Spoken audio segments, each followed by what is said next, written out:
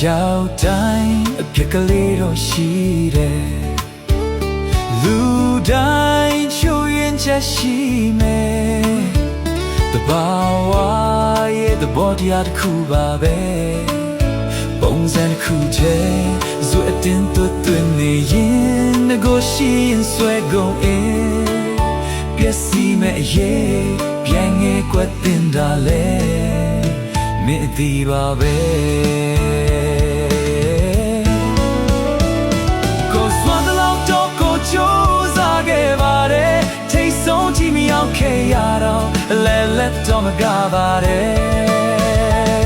စိတ်သွားတဲ့လောက်တော့ကိုလိုက်ပြီးမလုံးနိုင်ဘူးဒီလောင်းနဲ့မှမချင်နဲ့ရင်ရှုံးပေးဖို့ပဲချမ်းတော့တယ်ဒီချက်ပေါ်ပြီးမင်းလို့ကိုမဖြစ်နိုင်ဘူးဒီချက်ပေါ်ပြီးမဖြစ်နိုင်ဘူးမတတ်နိုင်ဘူး